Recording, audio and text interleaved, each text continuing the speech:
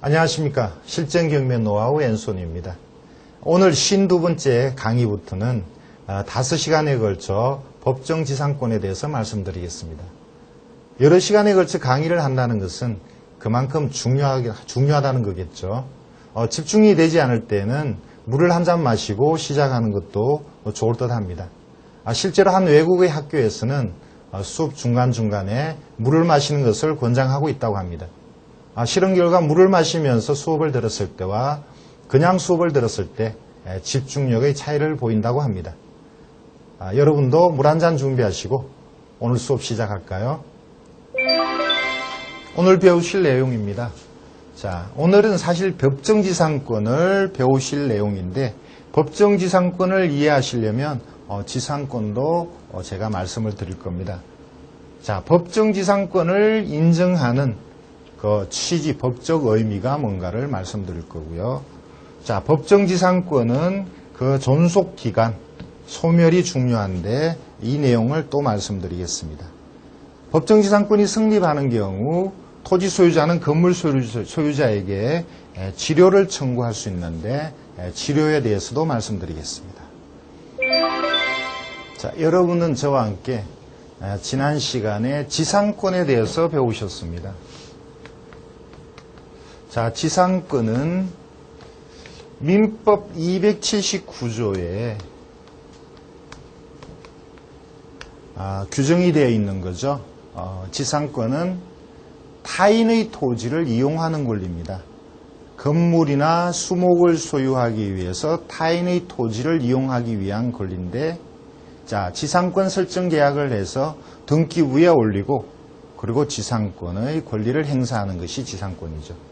자, 타인의 토지를 이용하는 권리, 이것이 지상권이라고 배우셨는데, 자, 우리나라는 토지와 이 건물이 별개의 권리입니다. 자, 토지와 건물이 별개의 권리여서 원래 이것이 한 사람의 소유였다가 만약에 매매나 경매나 공매나 상속이나 정려 여러 가지 사유로 이 소유자가 바뀌어 버렸을 때, 자, 건물과 토지가 모두 A의 소유였는데, 자, 이것이 토지만 B의 소유로 바뀌거나 아니면 건물이 아예 C로 바뀌거나 이렇게 해서 토지와 건물의 소유자가 다르게 될 때, 만약에 이 건물은 소유자가 같은 사람이 아님으로써 철거를 해야 된다라면 국가 경제적으로 많은 어려움이 있겠죠. 자, 토지와 건물은 한 사람의 소유여야 효율적으로 이용이 됩니다만, 자, 이것이 별개의 권리가 되다 보니까 간혹은 소유자가 달라질 때가 있는 것입니다. 그런데 법적으로, 자, 일정한 조건이 되면 위에 있는 이 지상권과 마찬가지로 이 건물의 소유자가 철거하는 것이 아니고 이 토지를 계속 이용할 수 있는 권리를 법적으로 준 것입니다. 그것이 오늘 배우는 법정지상권입니다. 역시 민법에 법정지상권에 대한 규정이 있습니다. 자, 법정지상권은 민법의 366조에 규정이 되어 있어서 방금 제가 설명드린 것처럼 토지와 건물이 한 사람의 소유였다가 어떤 연유로 이것이 소유자가 달라지게 되었을 때 건물의 소유자는 이 토지를 이용할 수 있는 권리, 그것이 법정지상권이라고 규정하였습니다. 자, 이미 잠깐 설명드렸습니다만 왜 이러한 법정지상권을 인정을 해줬을까? 자, 그것은 국가적으로 사회적 경제적인 손실을 방지하기 위한 그런 목적이 있습니다. 만약에 이 지상에 있는 건물을 아무런 권리가 없다 하여 철거하라고 그런다면 국가적으로 손해가 막심하겠죠. 또 하나, 이 토지를 갖고 있는 소유자 입장에서는 그 지상에 이미 건물이 있다는 것을 알고 있었습니다. 그렇다면 그 건물이 계속 존재한다 하여서 토지 소유자가 특별한 불이익을 당하는 건 없다는 거죠. 그래서 토지 소유자에게 불척의 피해가 없다는 겁니다. 다시 말씀드리면 건물의 소유자에게 법정지상권을 인정해줘도 이 토지 소유자는 특별한 피해를 보지 않는 것이고요. 또 지료를 청구해서 그 손해를 어느 정도 감당할 수 있다는 거죠. 자, 그리고 세 번째는 이렇게 법정지상권을 인정해주는 이유가 건물의 소유자에게 너무 큰 손해를 주는 것이니까 그러한 건물 소유자의 손해를 방지하자는 이런 뜻이 있습니다. 그래서 이것이 이 법정지상권입니다. 민법상의 법정지상권은 아까 제가 말씀드렸던 366조에 대한 규정이 있고 그것 외에 가등기 담보에 관한 법률이나 기타 법률 등에서도 법정지상권에 대해서 규정이 몇 군데 있긴 합니다만 근래에 들어서 이러한 법정지상권 본래 취지를 법 규정뿐만 아니고 판례로 이것을 좀 확장하여 적용해 주자. 판례로 법정지상권을 확장하여서 적용하자. 그것이 관서법상 법정지상권이 되었습니다. 자, 단어들이 좀 어려운 단어들이 많이 나오죠. 법정지상권 자체가 어려운데 또 관서법상 법정지상권이 또 있습니다. 근데 이 굳이 법정지상권과 관서법상 법정지상권을 여러분은 구별할 필요는 없겠습니다.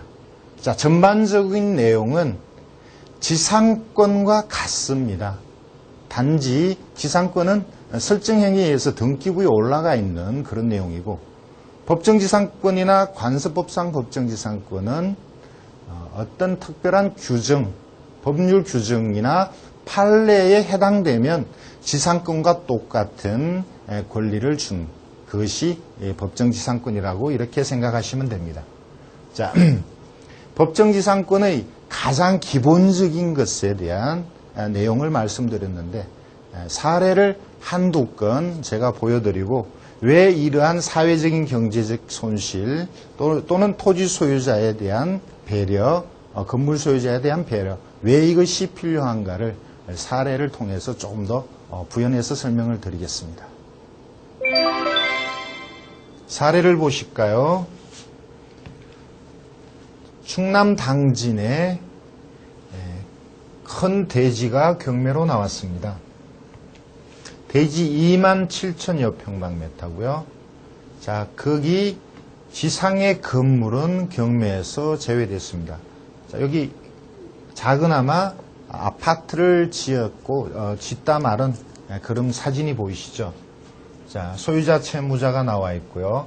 2008년 4월 현재 아주 큰 금액입니다. 124억에 감정되어서 경매가 진행되고 있는 사건입니다. 그림을 좀 보실까요?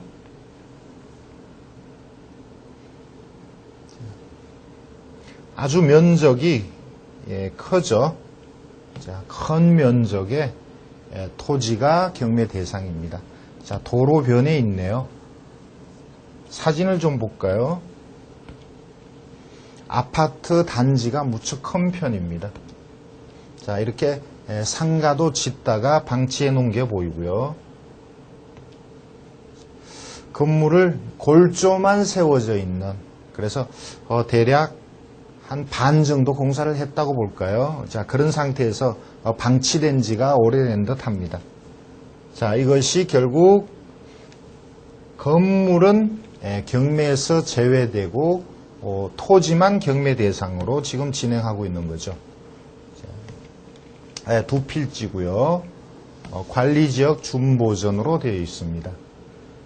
자, 현황이 아파트 신축 부지라고 되어 있고, 자, 제시외 건물로 짓담한 아파트에 대한 기록이 있습니다. 아주 규모가 큰 것으로 보입니다. 당연히 이것은 매각에서 제외되었죠. 자, 건물이 경매 대상이 되기 위해서는 등기가 돼야 되는데 이것은 완성된 건물이 아니니까 경매에서 제외되었습니다. 자, 아래쪽에 등기부를 볼까요? 자, 아파트 8개동을 10년 전에 공사를 중단했다라는 기록이 나옵니다. 오래됐죠. 자, 등기부를 보면 토지의 소유권은 성주로 되어 있고요. 자, 거기에 96년도에 건저당을 설정했는데, 자, 기산이라는 회사입니다. 아파트와 관련된 회사죠. 자, 그리고 그 기산에서, 파산한 기산에서 임의경매를 신청했습니다. 자, 여기서 아까 말씀드린 것처럼 아파트를 짓기 위한 그 대지에 사실상 아파트가 어느 정도 올라가는 상태에서 자, 토지만 경매 대상이 되었습니다. 자, 국가적으로 아파트를 짓다 말아서 물론 여기 관계되는 많은 사람들이 이 손해를 보고 있습니다만 참 국가적으로도 큰 손해인데요. 자, 과연 그 아파트를 짓다 말은 아직 건물이라고 볼 수 없는 그 지상물이라 그럴까요? 그게 어떤 권리를 줘야 되느냐 말아야 되느냐가 여기서 중요합니다. 자, 예를 들어서 건물을 짓다 말은 그 상태에서 어떤 권리가 있는 그걸 지상권이라 합시다. 그 지상물이 그 토지 위에 계속 있어도 된다라는 권리가 있다라면 자, 이 토지는 가치가 많이 하락할 것이고 여기에 대한 채권자, 건저당권자는 많은 피해를 보겠죠. 그 반대로 자, 지상에 짓다만 그 아파트가 아무런 권리도 없이 철거돼야 된다면 거기에 투입된 많은 비용, 관계되는 건축사, 자, 역시 많은 피해를 봅니다. 그래서 오늘 우리가 배우고 있는 법정지상권이라는 것은 결국 토지와 건물의 그 서로 이해관계가 얽혀있는, 대립하고 있는 그것을 조정하는 것이 법정지상권이라고 보면 되겠죠. 자, 법정지상권이 있다라는 것은 건물이 지상인 토지에 계속 존재할 권리가 있다라는 것이고 법정지상권이 없다라는 것은 그 건물이 최종적으로는 철거되어야 된다는 뜻이 됩니다. 자, 이것을 인정해 주느냐 아니냐 그것이 법정지상권이 있다 없다의 문제죠. 자, 사실 이것은 아직 건물이 아니니까 건물이 아니면 법정지상권이 성립하지 않는 것이고 결국 자, 건물이 아니어서 법정지상권이 없다면 최종적으로 철거가 가능하니까 토지는 온전하게 나중에 이용할 수 있는 그런 상태가 될 것이니까 건저당권자가 보호가 되는 것입니다. 자, 그러면 다른 사례를 한번 볼까요?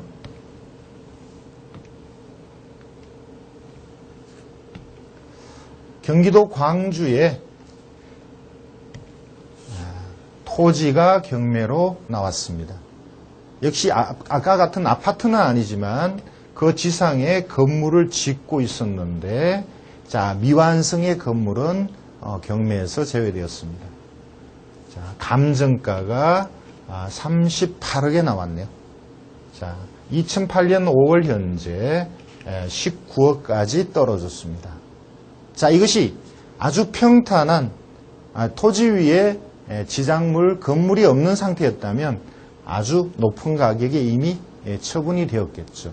자, 그런데 실제 거기 지상에는 많은 수억의 돈을 투입한 건축물이 있습니다. 아직 완공 단계는 아니지만 자, 버리기에는 아까운 그런 건물이 있습니다.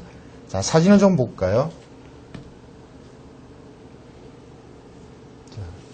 자, 이 사진을 찍은 상태에서는 자, 골조만 올라간 역시 내부나 마무리 공사는 전혀 되지 않은 자, 그런 상태이지만 자, 외관 제가 잘 모르는 건축을 잘 모르는 제가 봐도 많은 비용이 투입된 그런 공사로 보입니다. 큰 도로, 국도로 보이죠? 삼문 국도변에 위치해 있고요. 자, 이것이 지금 경매 대상인 토지 위에 있는 자, 그 건축물은 경매가 대상이 아닌 그런 쪽의 내용입니다. 자, 아까 아파트와 마찬가지입니다. 여기도 지금 복잡한 권리가 나타납니다. 최초에 언행의 건저당과 지상권이 있고요. 그 아래쪽에 제가 봤을 때는 공사하고 관련된 많은 채권자들이 이 가압류를 설정해 놓고 최종적으로 경매가 나온, 자, 채권자 국민은행과 다른 채권자가 경매를 신청한 그런 사건입니다. 자, 여기도 마찬가지입니다. 경매는 토지만 경매 대상이죠. 건물은 경매 대상이 아닙니다. 아직 건물이라고 하기에는 미완성이기 때문입니다. 역시 자, 건물은 토지 위에 아무런 권리가 없기 때문에 나중에 철거돼야 될 운명에 있습니다. 자, 이것이 만약에 완공되었다면, 그렇다면 철거되어야 되느냐. 자, 그래서 법적으로 법정지상권을 인정하느냐 안 하느냐는 국가적으로도 참 중요한 얘기고, 또 여기에 관계된 사람들에게도 매우 중요한 것입니다. 그래서 여러분들은 법정지상권이 있느냐 없느냐, 만약에 여러분이 토지를 낙찰받았을 때 그 위에 경매 대상이 아닌 건물이 법정지상권이 있는지 없는지가 아주 중요하죠. 자, 이러한 것들을 여러분들이 지금 규모가 큰 것을 말씀드렸습니다만 조그만 구옥에 관계돼서 또 법정지상권이 관계되는 사건이 많이 있거든요. 자, 이러한 내용을 정확하게 이해를 하셔야 여러분들이 낙찰을 받고 수익을 낼 수 있지, 만약에 그렇지 않으면 법정지상권은 복잡하고 첨예한 의견이 권리가 대립하는 거여서 애를 먹을 수 있다는 것. 자, 그러면 법정지상권에 대해서 본격적인 강의를 해보죠. 법정지상권은 법적인 규정보다 판례에 의해서 새롭게 형성되는 경우도 있기 때문에 판례를 많이 알으셔야 되는데요. 법정지상권에서 가장 중요한 것은 자, 어떤 경우에 성립하느냐, 자, 이 성립이 중요하고요. 자, 언제 법정지상권이 생기느냐, 그것이 발생하는 시기, 그리고 법정지상권이 영구히 이러한 권리가 생기는 것이 아니고 일정 기간, 존속기간이 끝나면 소멸합니다. 그래서 존속기간과 소멸하는 그런 경우에 대해서 말씀을 드릴 것이고요. 법정지상권이 성립한다면 그 범위는, 자, 법정지상권은 건물을 위해서 토지 위에 생기는 권리입니다. 그러면 그 범위는 어떻게 되는가? 자, 이런 것들이 중요한데 이런 내용을 말씀을 드리겠습니다. 자, 일단 성립 조건은 아주 중요하니까 법정지상권에서 가장 중요한 것이 어떤 경우에 법정지상권이 생기느냐. 자, 그것은 법률의 규정도 있다고 말씀드렸지만 대부분은 판례에 의해서 법정지상권이 여부가 결정이 되니까 이것은 별도 시간으로 따로 다뤄서 말씀을 드리겠습니다. 법정지상권에 있어서 성립 조건이 가장 중요합니다. 자, 오늘은 그 아래쪽에 법정지상권은 언제부터 생기느냐. 자, 법정지상권의 본래의 의미가 토지와 건물이 한 사람의 소유였다는 거죠. 한 사람의 소유인 토지와 건물이 소유자가 달라질 때 법정지상권이 생깁니다. 자, 달라지는 그 연유는 잠깐 말씀드렸는데 매매에 의할 수도 있고요.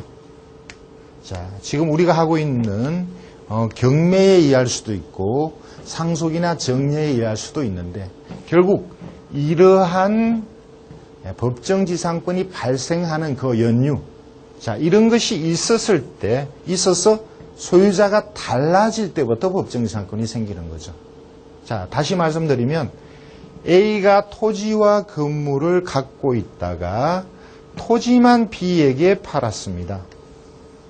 건물은 계속 A가 가지고 있습니다. 그러면 토지와 건물이 매매하는 시점, A의 토지를 B에게 소유권 이전한 그 시점에 달라졌으니까 그때 발생하는 겁니다. 또 하나, A가 토지와 건물을 갖고 있는데 토지만 경매의 대상이 되었고 그것이 누군가가 B가 낙찰을 받고 소유권을 취득하였다면 낙찰자 B가 토지의 소유권을 취득하는 그 시점에 자, A는 건물에 대해서 법정지상권이 발생한다는 거죠. 그러니까 같은 소유자였다가 그 시소유자가 달라진 그 시점에 법정지상권이 발생을 하는 겁니다. 자, 법정지상권은 그것이 건물이냐, 법정지상권의 목적이 건물이냐, 수목이냐, 건물 중에서도 견고한 건물이냐, 아니면 보통의 건물이냐, 이렇게 따라서 그 연도가, 존속하는 연도가 달라지는데, 법적으로는 지상권과 마찬가지로 최단 기간을 정해놨고요. 자, 우리가 가장 관심을 가지는 견고한 건물은 최단 기간이 30년으로 되어 있습니다. 자, 그래서 여러분들이 만약 건물이 있는 토지를 낙찰받았다면, 토지만 낙찰받았다면 그 건물을 위해서 여러분은 30년간 참고 기다려줘야 된다는 것을 알고 계셔야 되겠죠.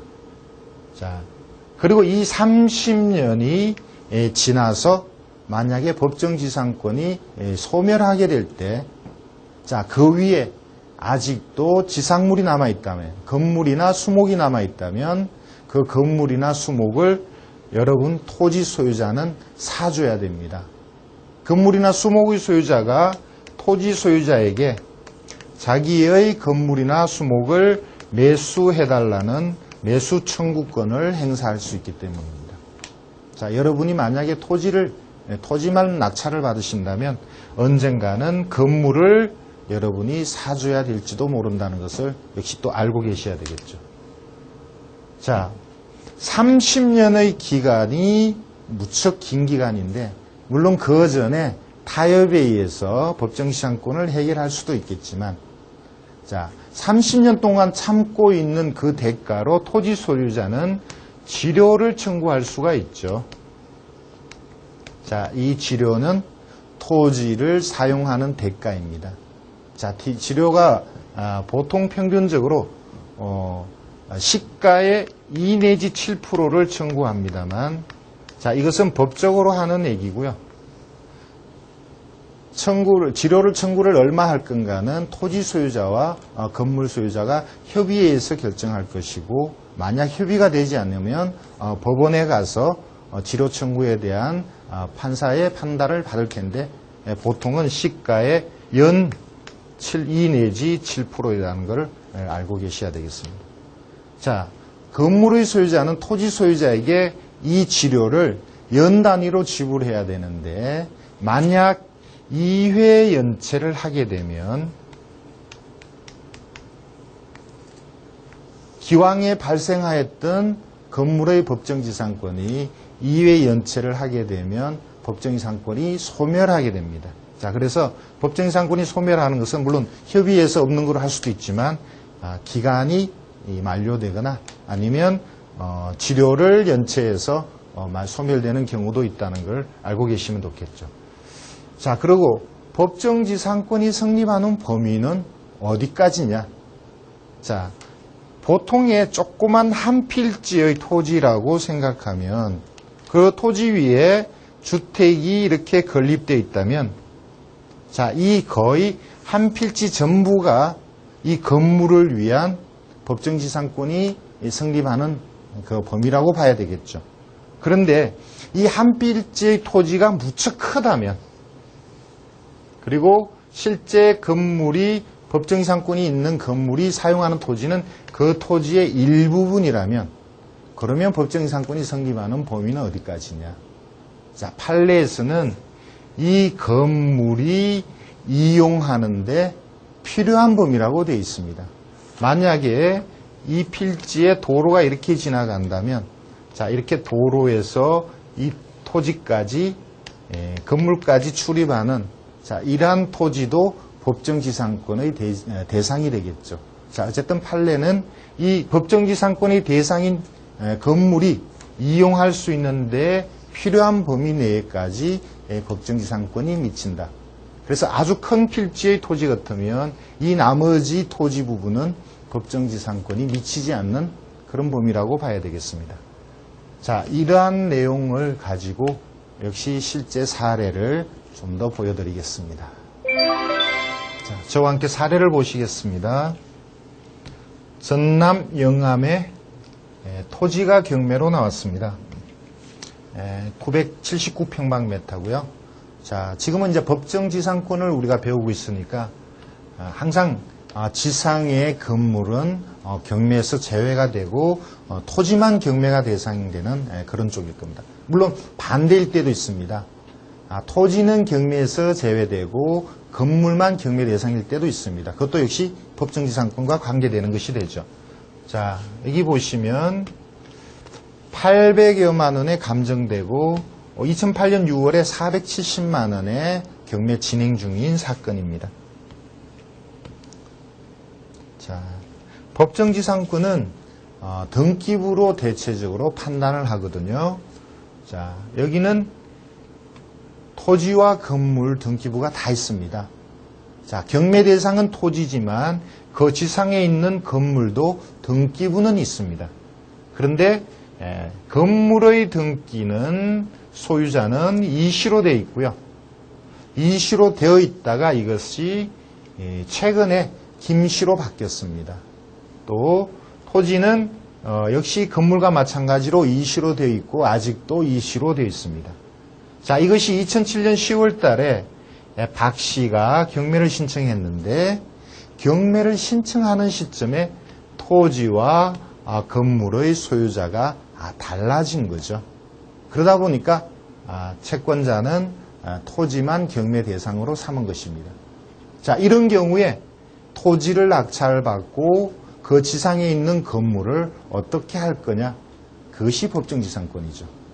그래서 건물이 법정지상권이 없다면 최종적으로 철거를 시킬 수 있는 것이고요. 물론 합의해서 좋은 쪽으로 갈 수도 있습니다만 만약에 건물에 법정지상권이 있다면 토지 소유자는 그냥 지료를 받고 오랫동안 또 기다려줘야 되겠죠.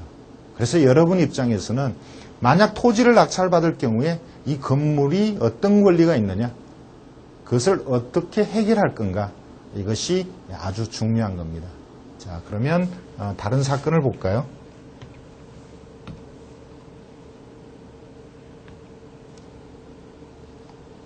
자, 전남 한평에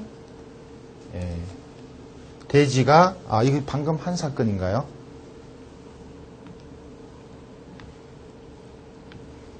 자, 죄송합니다. 자, 다음은 천안에 있는 대지가 경매가 나왔습니다. 자, 대지 118평이 경매 대상이고 건물은 경매 대상이 아닙니다. 그러니까 역시 법정지상권에 문제가 있죠. 자, 3,500에 감정됐고 1,300만 원에 낙찰이 되었습니다. 자, 아래쪽의 내용을 보시면 자, 토지가 등기부가 있고요. 자, 여기 기록이 나타나지 않지만 건물 미등기로 되어 있는데 사실상 건물이 등기부가 있습니다. 자, 토지가 82년도에 1982년도에 박 씨가 매입한 걸로 나오고, 자, 건물은 그 이전 소유자가 아직까지 계속 소유하고 있는 그런 내용으로 나타납니다. 자, 사실상의 이 토지 소유자 박 씨가 건물의 소유자입니다. 자, 그렇다면 박 씨가 토지와 건물을 사실상 다 매입하고 건물은 소유권 이전 등기하지 않고 토지만 이전 등기했을 때 이 이전 등기한 82년도에 법정지상권이 이미 발생하였습니다. 자, 법정지상권을 제가 줄여서 법지권으로 적겠습니다만, 자, 82년도에 법정지상권이 이미 발생하였다면 법정지상권의 건물의 경우 기간이 30년이니까 2012년 되면 법정지상권이 소멸되는 기간이죠.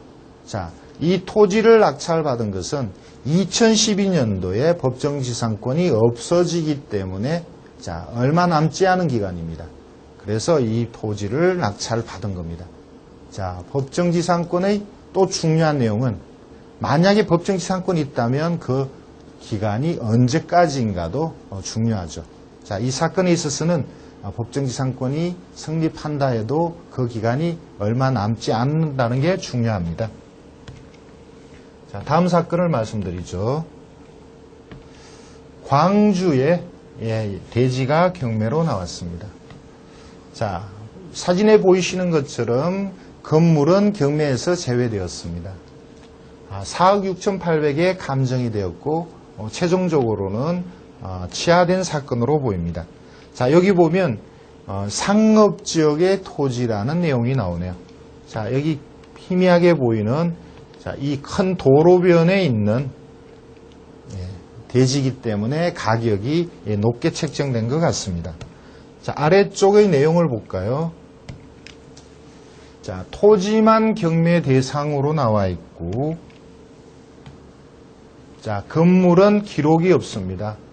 건물은 미등기의 불법 건축물로 보입니다. 자, 토지가 경매 대상이니까, 자, 그 건물은 법정지상권이 있느냐 없느냐가 매우 중요하죠. 자, 법정지상권이 성립하고 안 하고는 나중에 다시 배우시겠습니다만, 토지 위에 있는 미등기 불법 건축물도 법정지상권의 대상이 되느냐. 자, 결론은 미등기거나 불법 건축물도 법정지상권의 대상이 됩니다. 자, 그것의 미등기나 불법인 문제는 별도로 행정적인 문제로 처리를 해야 되겠고, 자, 토지의 낙찰자 입장에서는 그것이 법정지상권이 있다면 그만큼 토지 가치가 떨어진다는 것을 감안해야 되겠죠. 자, 다음 사건을 볼까요? 자, 제주도의 토지가 경매로 나왔습니다. 아주 큰 토지인데요. 2만여 평방미터가 되는 토지입니다. 그 지상에 자, 보시다시피 제시외 건물이 있습니다. 제시외 건물의 면적은 얼마 되지 않죠. 모두 합해서 100평방미터가 안 됩니다. 그리고 그 값어치가 1,000여만 원 정도인데요. 자, 이 한 필지의 토지 위에 이 제시외 조그만 주택이 법정지상권이 있느냐 없느냐. 그리고 그것이 법정지상권이 있다면 이 한 필지 토지 전부에 그 권리가 미치느냐. 이것도 중요하겠죠. 자, 아까 제가 칠판에서 말씀드렸습니다만, 자, 법정지상권이 성립한다면 한 필지 토지 전부에 미치는 것이 아니고 법정지상권의 대상인 건물이 이용하는데 필요한 범위, 그 범위 내에서만 이것이 법정지상권이 성립하니까 결국 한 필지 큰 토지에 있어서는 아주 일부분에만 법정지상권이 성립한다는 것. 그것도 여러분들이 알고 계셨으면 좋겠습니다. 경우에 따라서는 법정지상권이 성립한다 해도 전체 면적에 비하면 아주 작은 일부분이니까 그것을 인정해줘도 나머지 토지를 활용하는데 별 문제가 없겠죠. 자, 법정지상권은 토지와 건물 소유자 간의 이해관계가 대립하는 문제입니다. 그래서 법정지상권과 관련된 부동산을 낙찰받았을 때는 소송으로 갈 가능성이 크므로 법정지상권의 뜻을 정확하게 이해를 하셔야 합니다. 또 낙찰 전에 이미 법정지상권이 성립한 사건도 많이 있고요. 자, 그러한 사건은 법정지상권의 잔존기간이 얼마 남지 않은 경우도 있다는 것 알고 계시고요. 건물의 법정지상권이 성립하는 경우에도 보통은 법정지상권이 성립하지 않는 토지를 낙찰받겠지만 성립하여도 여러분에게 수익이 나오는 경우가 있다는 것을 말씀드리겠습니다.